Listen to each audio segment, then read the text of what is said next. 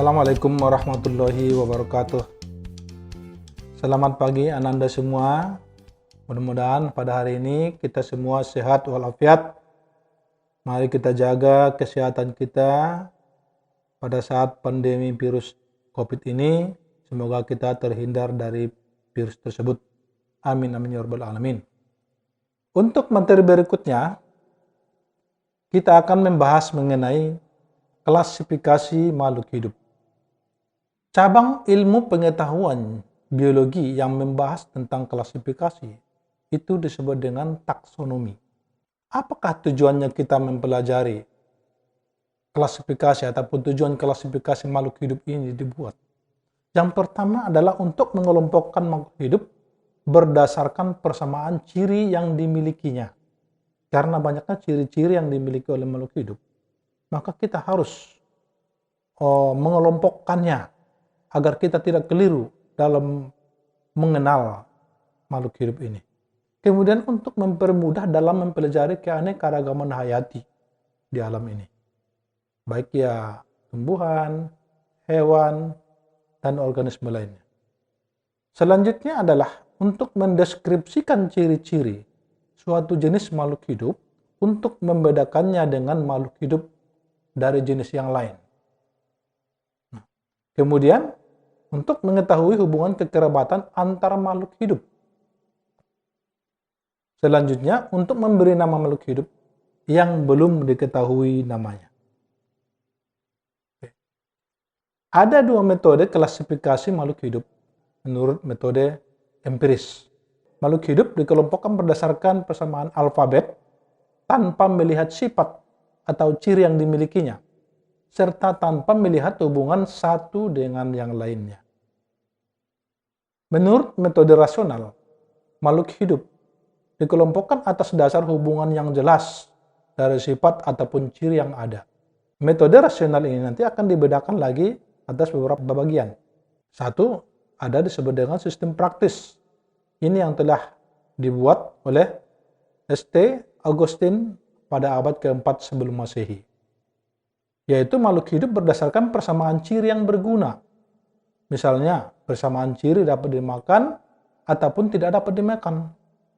Dapat digunakan untuk obat atau tidak, menghasilkan buah atau tidak, menghasilkan serat atau tidak, dan sebagainya. Banyak perbedaan yang dilihat. Kemudian menurut sistem artifisial, ini yang telah ditemukan oleh Aristoteles dan Theophrastus pada tahun 370 sebelum Masehi. Yaitu sistem yang mengelompokkan makhluk hidup berdasarkan persamaan ciri yang ditetapkan oleh peneliti sendiri. Misalnya, ukurannya, bentuknya, dan habitat makhluk hidup. Kemudian penganut sistem daripada artifisial ini, diantaranya adalah Aristoteles, dia membagi makhluk hidup menjadi dua golongan. Nah, kemudian ada sistem modern. Ini yang telah dibuat oleh Carolus Linnaeus, di mana sistem ini mengklasifikasikan makhluk hidup berdasarkan persamaan struktur tubuh. Dapat diketahui secara eksternal dan internal. Misalnya hewan Limulus, Polyphemus. Kemudian dahulu dimasukkan ke dalam golongan rajungan atau crab karena bentuknya seperti rajungan. Tetapi setelah dianalisis darahnya secara biokimia, terbukti pada hewan ini terdapat lebih dekat dengan laba-laba ataupun disebut dengan spider. Limulus jadi dimasukkan ke dalam golongan laba-laba. Berdasarkan genetika modern, gen digunakan juga untuk melakukan klasifikasi makhluk hidup. Adanya persamaan gen menunjukkan adanya kekerabatan. Selanjutnya sistem natural yang ditemukan oleh Carolus Linnaeus pada abad ke-18, di mana sistem yang mengelompokkan makhluk hidup berdasarkan persamaan ciri struktur tubuh eksternal ataupun morfologis dan struktur tubuh internal ataupun anatomisnya. Kemudian, klasifikasi menurut para ahli mengemukakan berbagai sistem klasifikasi sebagai berikut. Ada yang mengklasifikasikan makhluk hidup itu ditemukan oleh Aristoteles dia mengklasifikasikan makhluk hidup atas dua kingdom, yaitu kingdom plantae ataupun tumbuhan dan kingdom animalia ataupun hewan. Dan selanjutnya ada sistem klasifikasi dengan 3 sistem yang telah ditemukan oleh Ernest Haeckel, Jerman pada tahun 1866. Yang pertama adalah kingdom Monera. Selanjutnya ada kingdom Animalia, ada kingdom Plantae. Selanjutnya ada sistem yang 4 kingdom. Penemunya adalah Robert Whittaker pada tahun 1959. Nah, pertama adalah disebut dengan kingdom Monera. Ada kingdom Fungi, kingdom Plantae, dan kingdom Animalia. Selanjutnya, sistem klasifikasi 5 kingdom, di mana sistem ini merupakan penyempurnaan dari sistem 4 kingdom. Ini ditemukan oleh Whittaker dan pada tahun 1969. Di mana kingdom yang pertama adalah kingdom Animalia, kingdom Plantae, kingdom Fungi, kingdom Protista, dan kingdom Monera. Sebagai tabel perbandingan, di sini kita lihat berdasarkan karakteristik dan contoh makhluk hidupnya. Kingdom Animalia misalnya karakteristiknya dia multiseluler, bersifat eukariotik, bersifat heterotrop, dan bebas bergerak. Contohnya adalah lebah, cacing, laba-laba, burung, dan orangutan. Yang kedua adalah kingdom Plantae. Karakteristiknya apa? Multiseluler. Ada yang eukariotik, bersifat autotrof, dan tidak dapat bergerak bebas. Contoh makhluk hidupnya ini adalah bunga sepatu. Nah, kemudian ada bunga melati, melinjo, padi, pisang, dan mangga. Untuk kingdom Fungi, karakteristiknya uniseluler ataupun multiseluler. Ada yang eukariotik, mencari makan dengan menyerap ataupun adsorpsi, dan parasit atau sapropit pada tubuh organisme. Contohnya jamur merang, jamur kuping, jamur tempe, dan ragi untuk membuat tape. Kalau dia ada yang bersifat sapropit ataupun parasit, contohnya jamur yang menempel pada tubuh manusia, seperti panu misalnya, candida, ataupun jamur mengakibatkan keputihan pada wanita. Nah. Oke, kemudian contoh Protista, dia karakteristiknya bersifat uniseluler, eukariotik, bersifat autotrof, dan heterotrof. Contohnya amoeba, paramecium, euglena. Kemudian kingdom Monera, karakteristiknya dia bersifat uniseluler, kemudian ada prokaryotik, bersifat autotrof, dan heterotrof. Contohnya adalah bakteri dan ganggang biru. Oke. Kemudian ada juga yang mengklasifikasikan makhluk hidup ini terdiri atas 6 kingdom, yaitu Plantae, Fungi, Protista, virus, dan Animalia. Urutan klasifikasinya, ya, urutan klasifikasi dari tingkat yang terbesar hingga terkecil adalah sebagai berikut. Yang pertama, kingdom ataupun disebut dengan kerajaan. Ini adalah disebut dengan tingkatan yang tertinggi. Selanjutnya adalah divisio atau phylum. Di mana bedanya divisio dengan phylum? Kalau divisio ini diistilahkan untuk tumbuhan, sedangkan phylum diistilahkan untuk hewan. Kemudian ada kelas. Selanjutnya adalah ordo ataupun bangsa. Kemudian ada famili ataupun suku. Ada genus ataupun marga. Kemudian tingkatan yang paling rendahnya adalah spesies ataupun jenis. Nah, yang perlu diperhatikan di sini, jika anggota takson semakin sedikit persamaan ciri, maka anggota taksonnya semakin banyak. Itu berarti mulai dari spesies sampai ke kingdom. Apabila anggota taksonnya semakin banyak perbedaan cirinya, maka anggota takson semakin sedikit.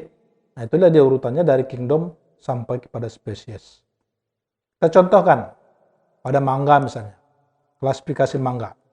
Kingdomnya adalah plantae ataupun tumbuhan. Subkingdomnya adalah Tracheobionta atau tumbuhan berpembuluh. Superdivisinya Spermatophyta ataupun menghasilkan biji. Divisinya Magnoliophyta ataupun tumbuhan berbunga. Di kelasnya Magnoliopsida ataupun berkeping dua ataupun disebut dengan dikotil. Superkelasnya ada Rosidae. Ordonya Spindales. Familinya Anacardiaceae. Genusnya Mangifera.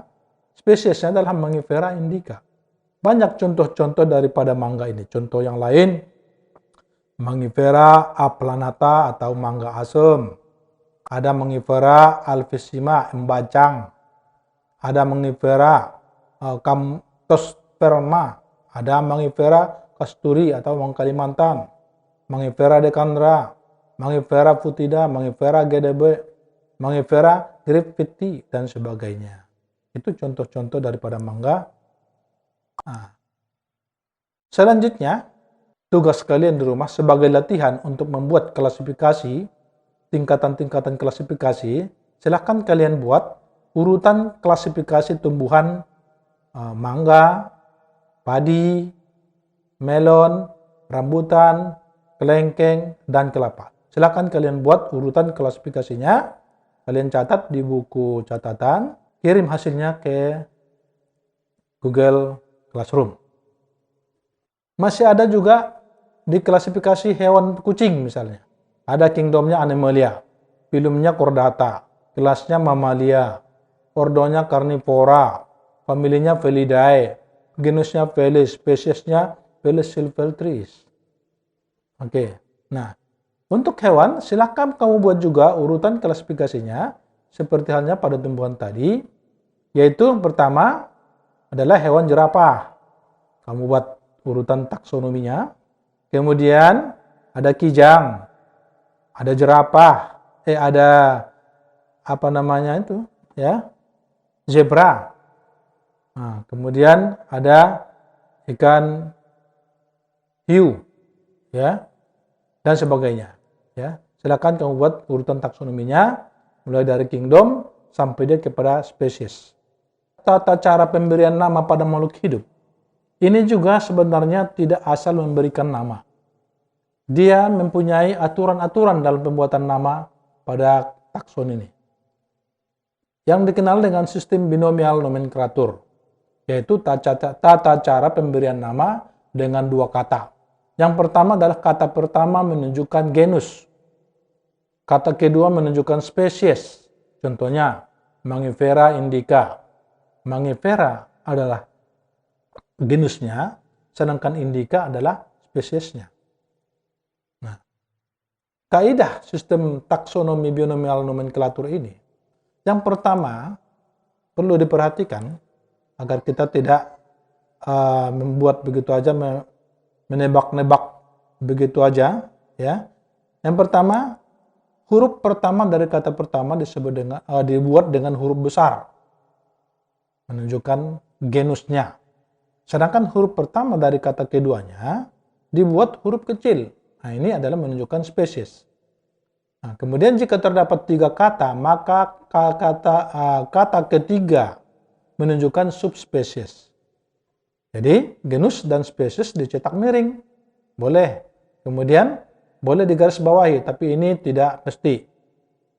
Nah, kemudian, apabila ada nama deskriptor ataupun penemu hewan ataupun tumbuhan yang baru ini, bisa dicantumkan di bagian belakang.